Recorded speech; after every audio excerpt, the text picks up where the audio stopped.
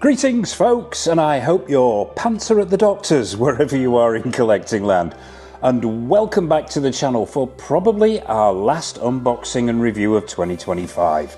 And it's fair to say we are going out with a big one. Yes folks, it's Neca's long awaited reissue of their quarter scale grail, the City Hunter Predator, from the 1990 Stephen Hopkins directed sequel to the 87 classic that is Predator. But before we dive in, I'd like to send a King Willie size shout out to everyone who supported the channel in 2025. I hope you all had a very Merry Christmas, and I'd like to wish you all a very happy and healthy 2026, and more importantly, action-packed new year. And as always, please drop a like and hype on this video as it helps other people find the channel. And if you haven't already, be sure to hit that subscribe button and bell notification icon, so you're sure not to miss any of the action figure reviews, news, previews, showcases and tours that we've got coming up. So, Neca's Jungle and City Hunter Preds were released, I think way back in around about 2011 and became instant hits in the collecting community. I picked up the Jungle Hunter, and there's a full review of that version on the channel if you're wanting to check it out. But like a spoon, I slept on the City Hunter version. So when Neca announced they were reissuing both, I wasn't about to make the same mistake twice. But enough of my ramblings, let's take a look at this box. We're going to have to go handheld, it is such a big box. Okay, so a quick look at the box, and as you would expect with a quarter scale Neca figure, this is a beast of a box. Now, as I mentioned at the top there, I don't own the original of this, so if there are any variations on this box, please let me know in the comment section below. And if there's any glare coming off this, I do apologise, but lighting this monster of a box is not the easiest thing in the world. But yeah, relatively straightforward, and as far as I can tell, very similar to the original. You've got that huge window at the front there where you can see the figure underneath. In this bottom left hand corner we've got a shot of the figure itself, which runs round onto this side. At the bottom there it says Predator 2 Special Edition City Hunter. Running up the side we've got the skyline there, and the quarter scale featuring LED lights logo in the top right hand corner. Flipping it round, there's a continuation of that shot of the Pred himself.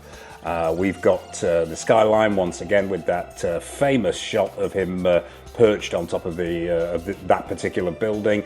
Around the back, Predator 2, another full-length shot of the figure, really nicely photographed. Skyline once again. You've got a rundown of the film if you're wanting to pause that and read it if you, by some miracle, have never seen this film. And we've even got an advert there at the bottom for all the 8-inch format figures that Neca have released, or at least up until that point anyway. I'm sure they've released more than that. And around the other side, we've got some of the detailing. You've got another shot of Pred himself. There's some Predator writing down the sides there in this sort of pink neon. You've got the gauntlet opens to reveal LED display. Helmet features LED laser guidance. This is obviously battery operated. Magnetic net launcher to place in the hand, and of course the opening wrist weapon itself. So there you have it, that's the box folks.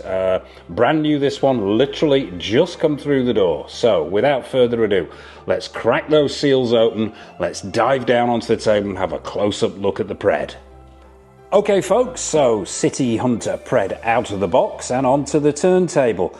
And I've got to say, for people who've unboxed Neca quarter scale figures in the past, they'll know where I'm coming from here. A proper ball ache trying to get this thing out of the box with all the multitude of wire ties that it comes with, but there was something sort of nostalgic about doing it, about getting hurty fingers from trying to get this thing out of the box, that took me back to the good old days of unboxing Neca figures. But enough of my nostalgia. First impressions, I've got to say, well, I sort of knew what to expect having the Jungle Hunter Predator, but still I can't help but be very impressed indeed. Proportions look on point, the outfit looks on point, the paint applications look great, the biomask looks really well sculpted and painted. Everything just smacks of some superior work here from Neca. I'm loving it, absolutely loving it, but we need to get up close with this guy. But before we do that, in time-honored tradition, let's have a quick look at the accessories that you get with this particular figure. Not an awful lot to go at here, but let's start off with the disc, the spinny attack disc. And this is just one piece of sculpted plastic, but it's really, really well done. The detailing is really nice on the top there and on the bottom. The cutouts there, so it'll fit into that particular hand, but we'll get to that. And it's been given this sort of dark, almost copper type paint application. And if you look close, and I hope the light's catching this, it's actually a sort of a green patina on the paint application as well in certain areas in the crevices there, which just gives it that extra depth and that extra authenticity, and the sculpting on the back there is really nice. And that also fits into the thigh holster, which we'll take a look at when we stop him from spinning. You also get the spear. Now, all one piece of sculpted plastic, this, unfortunately not extendable. This is a shame. It would have been nice if it had that facility, but it is what it is. And the sculpt paint application's really, really good. You've got that readout at the end there, if the light's catching that. You've got the tips of the spears themselves with the sort of gold stroke brass paint applications there sticking out at either end. You've got this sort of what I can only describe as skin hide texturing in the center there. Now I'm going to say this probably more than once in this review. This is a Neca figure. Collectors of Neca figures will know what I'm talking about here. Yes, some of the sculpting is a little soft in areas, and some of the paint applications are a little bit on the basic side, but that doesn't detract from Neca figures for me. They're open to modding if you're wanting to do that, and we've also got to remember the price point, and I'm going to mention that more than once in this review as well. I think for the price point, what we're looking at here is something quite phenomenal, and I think the years since its initial release haven't detracted from its quality. But yeah, that's the spear. You also get the net launcher, the net caster. Now this is done in a slightly more coppery effect paint application. Detailing is picked out with black washes on there. Overall, really nicely done. You get a flat hand, and it's the only swap out hand you get here. Now this is a left hand for use with the caster itself. You simply slot it in there, and it friction will hold it in place. The hand itself, really nicely done.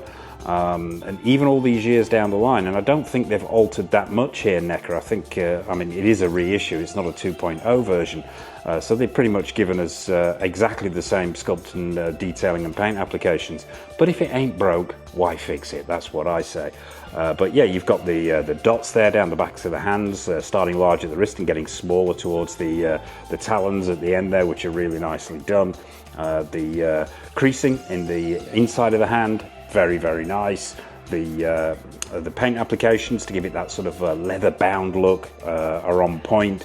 And overall, yeah, I think a very, very good representation in quarter scale of the Predator's hands. As I say, it slots in there. My one gripe, and I did notice this straight out of the box, we're going to get gripes out of the way as we go along, is this is supposed to actually magnetically attach to his leg.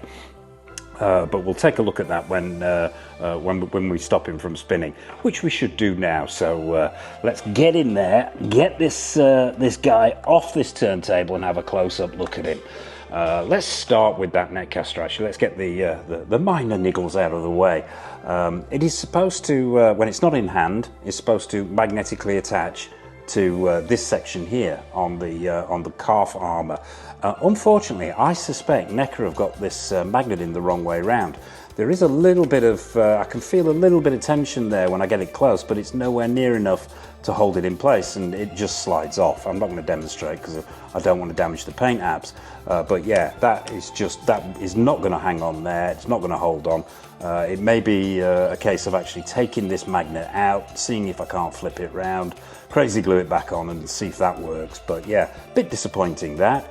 Either the magnet's the wrong way around, or this magnet in the armor here is just simply not strong enough to support the weight of that, which is a shame. But let's start with the feet. Let's take a look. I'll try and manhandle this guy into camera so you can see the detailing on these feet. Let's bring these lights in a little bit more so we can see some of the details here. And as with the Jungle Hunter Predator, these feet are phenomenal. They really, really are. The scale is right, the proportions are right, paint applications are great. The gradation in that paint from the sort of the creamy coloured sole up to the more dark brown tones at the ankle there, absolutely on point.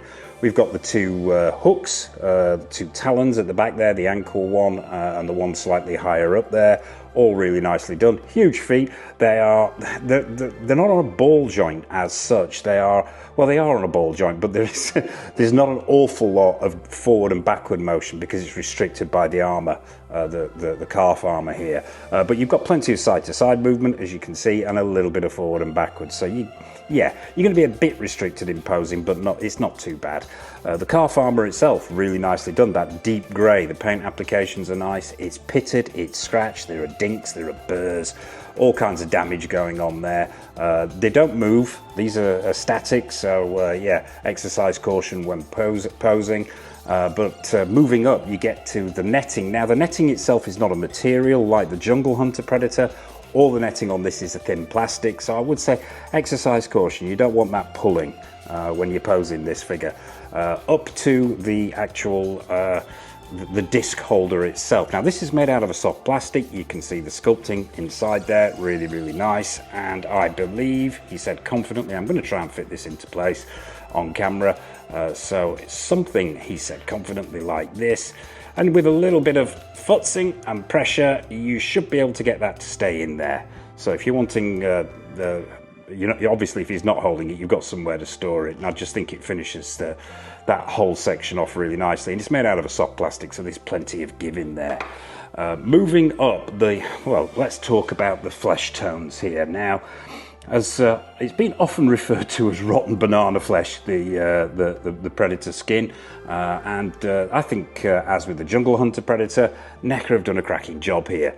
You've got the tones really right with the sort of yellows, creamy colours, all blending into the darker sections with the spots on there, and the netting goes all the way up there to the waist. On the left thigh, you've got another armour piece. Once again, this is done in soft plastic. Basically, I think this is because of the movement. When you move this, if this plastic was any harder than this, or brittle, you'd risk it snapping or breaking. That's the last thing you want.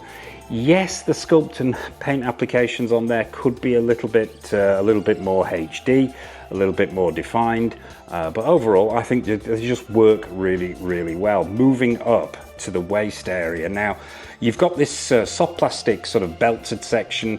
And then you've got the two loincloth pieces, one around the back, one around the front. These are free floating and attached by string.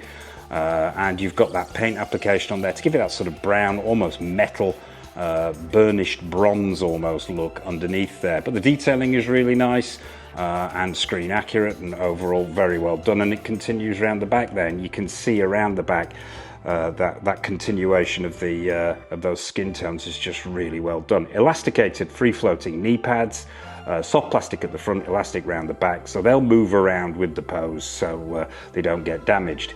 You can also see hanging off the back here, you've got this little pouch, sculpted plastic. Once again, that's attached to the belt by string. Really nicely done. You've got stitch work in there, and there's detailing and washes on there to pick out the detailing. And the same with this pouch as well, which is actually underneath the armour, over the shoulder and underneath the armour, with that bone section across the top there, and then that sort of really rough stitch look and almost leather like quality in the paint applications there. Very, very well done. While we're around the back, let's move up to this back section. Soft plastic this, so you've got give in it. Pretty much the case in most of this, most of the armour, bar the gauntlets. You'll come across this soft plastic, which is, once again, is great to see. It's going to move with the figure when you pose it, but detailing is really nice. Paint applications are great. You've got all manner of different colours going on here, from dark browns and blacks to greys to that copper colour again, that brass colour, all picking out the details. Really, really well done. And the pod in between his shoulder blades there. Then you get these huge shoulder pads, or rather the armoured shoulder sections, once again done in the soft plastic, although the metal effect is really, really good. You've got contrasting paint applications here, more greys on this left-hand side, more bronzes and coppers on this right-hand side, and it just looks really, really good. The light plays off it beautifully. Let's swing him round and take a look at him from the front. That netting continued up the abdomen section there. Now, there's ever such a slight paunch there, not a huge paunch, but a slight one, and I think, as memory serves me, that is actually screen accurate, but correct me in the comment section below if I'm getting that wrong. Let's spread his legs a little bit so he stands up on his own. But once again, paint applications on this flesh, really, really good. All the dots in the right places. You've got the six-pack, which is picked out with the paint applications in the gaps there. Chest area is really, really good. Yes, is it 100% screen accurate? Not 100%, but damn, for the price point and for what it is, I still think I'm prepared to forgive that to a certain extent. Moving up, you've got the whole chest plate there, once again done in blacks, those coppers. Once again, it's in that soft plastic, so you've got that flexibility. Talking of flexibility, let's talk articulation. You've got some mammoth joints going on here, as with the Jungle Hunter. Now, I would say, yeah, you've got a lot of movement going on, particularly at the knees there, but I would say perhaps exercise caution. You don't want to overstress this because obviously this netting is plastic, and that's the last thing in the world we want is to see that rip. This, I will say straight out of the box, is not quite as sturdy in the joint department as my original Jungle Hunter, the one from 2011, but you've got the same amount of movement going on there, really smooth at the hips there, so you've got plenty of leg spread, which is what you need with a Predator figure. Not so much backwards and forwards, unfortunately, so it's all about the leg spread that way, and then getting the pose at the knees. Yeah, still very impressive articulation here. Moving on to the arms, the all-important arms. Let's start with this left arm. Now, let's talk light-up features first. There is a little tab underneath here. I've already removed it. Those who've owned the Neca's Predator figures will know this straight away. Pull out the little tab there, flip down the control panel, the wrist control panel, and I will attempt to locate the little button.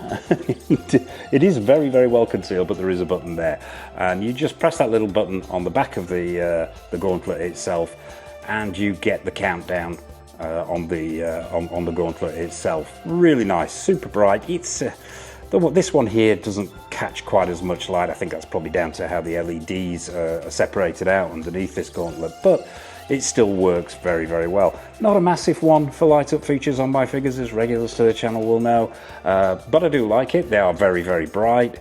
I believe to replace those button cell batteries, there is and I'll try and flip this around so you can see it. There's a little screw under there, and I think you just unscrew that, and then there's a compartment in there where you replace the button cells. But yeah, nice feature, relatively effective as it was with the original. I don't think honestly that Neca have made that many changes. In fact, I don't think they've made any changes at all. Slight variation in the packaging, as I noticed in between takes there. They've added a little bit more detailing to the package, but I think overall they pretty much kept this figure as it was when it was originally released. The gauntlet itself, nicely detailed. As I mentioned when we were looking at the box there, you've got this lift up section here. If I can do this on camera while holding one leg and using one arm, we'll see if that works yet. That will actually slot up there like that, so that whole section lifts off. Let's just switch those lights off because I can see that they're still on underneath there. Not the easiest thing to do when he's not facing you. Let's zip him round so we can find that switch again. Where's it gone? It's on the other side, Mr. Go Figure. Where are you? It's super well concealed. There it is. And let's slot that back down. But the detailing and paint applications on these gauntlets, really, really nice. This is the gripping hand. Let's lift him up so you can see it. That's the gripping hand for the spear. We'll see all of this in action in the showcase at the end, so you simply slot that in there. and we will be having a full showcase at the end. We might have to wheel out the Jungle Hunter as well. On this side, the other gauntlet, the gauntlet with the blades. The blades are plastic, but they're really nicely painted to give them that metallic look. And the gauntlet itself, as with the one on the left arm, really nicely painted. You've got sort of weathering going on there.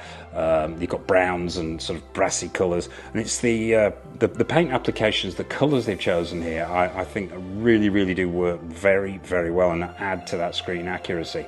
Hands are great, as with the flat hand, the paint applications are great all over, so no worries there. Now let's see if we can't drop him down into this gap and take a close-up look at this biomask. Now, I am a huge fan of Predator, as regulars to the channel will know. However, I am not, how can I put this politely? I am not as super anal as maybe some other people are regarding the accuracy of biomasks. This looks good to me, and I'm going to leave it at that. I think even to this day, this is a very good Predator 2 biomask. They've got the colour just right with that sort of brass stroke copper feel. There are pits, there are dinks, there are holes in there.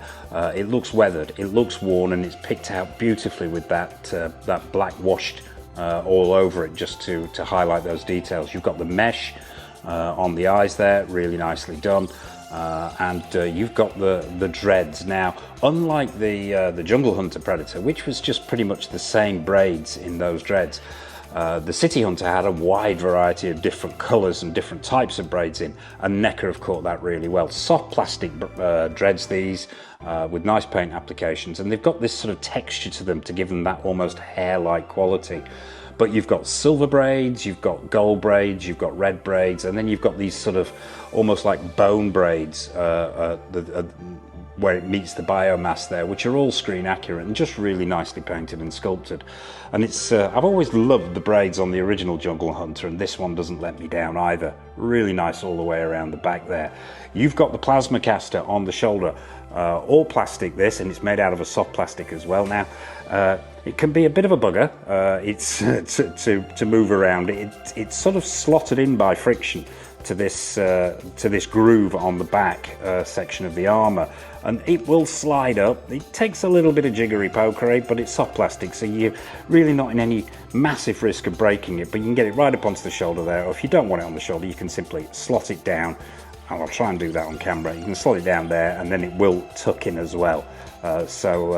The fact that it's soft plastic, once again, I think is a great idea, which is going to reduce problems with breaking and snapping. That copper effect paint application on the plasma caster as well, once again picked out with those black washers, really nicely done.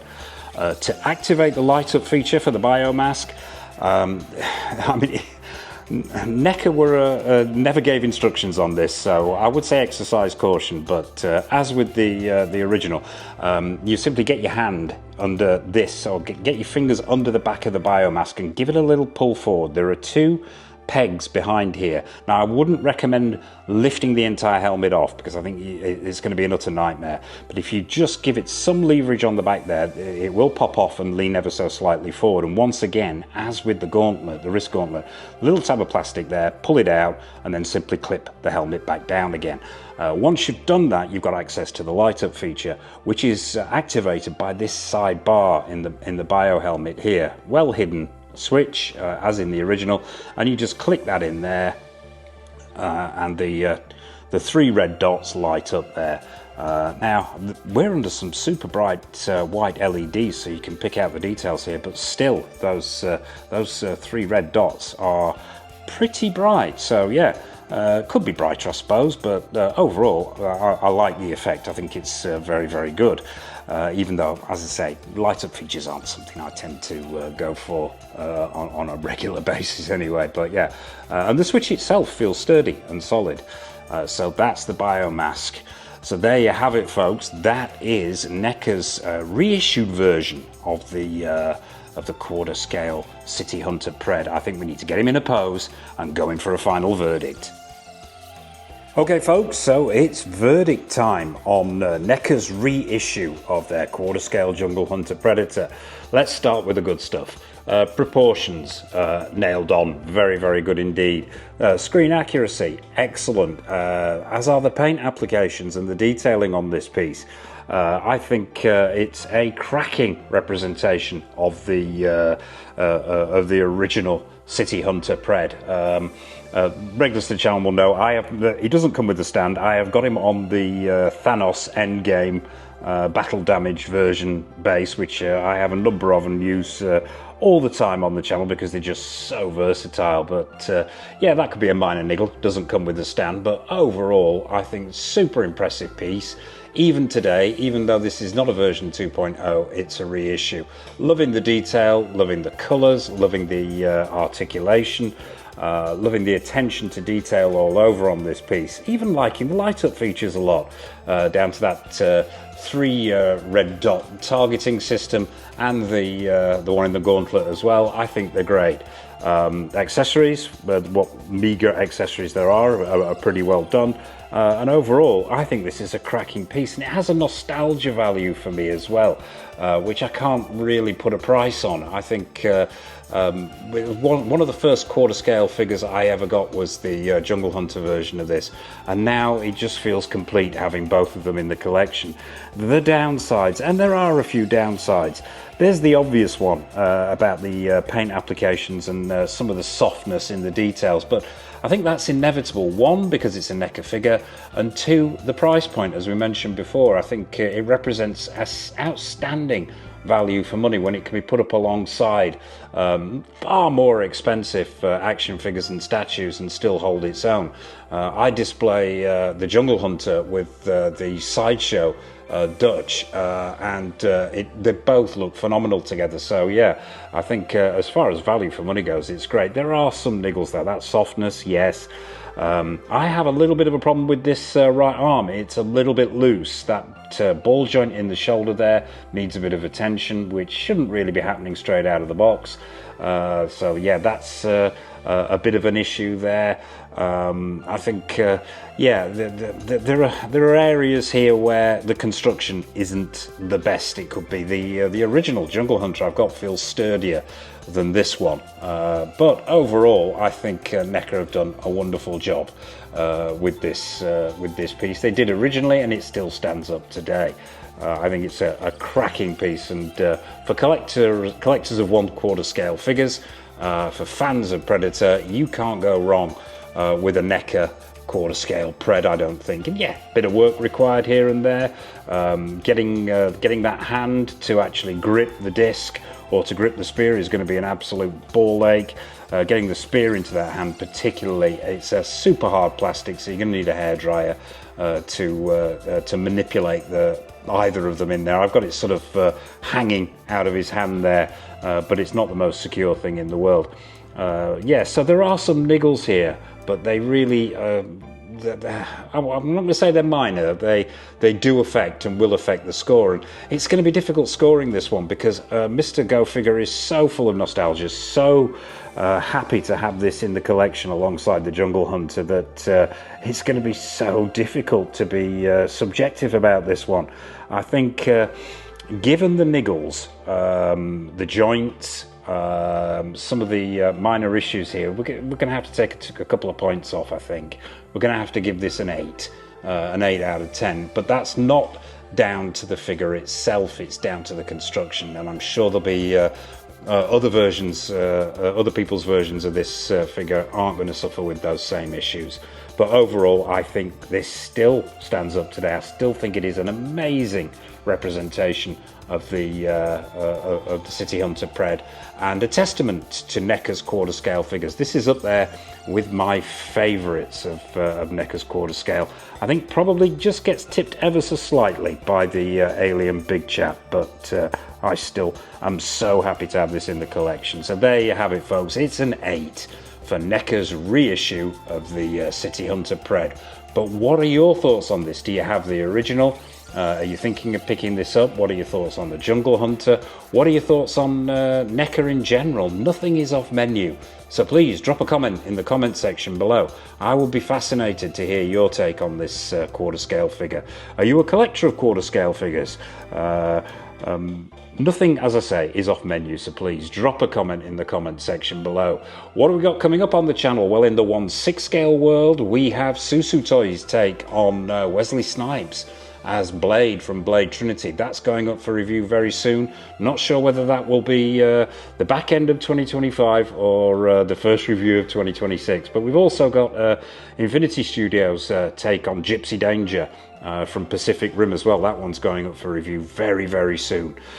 So as I mentioned at the top there, be sure to hit that subscribe button and bell notification icon so you're not missing any of the 1/6 scale goodness that we've got coming up. And I suppose all that remains for me to say is a massive thank you for watching. Have a very, very happy new year.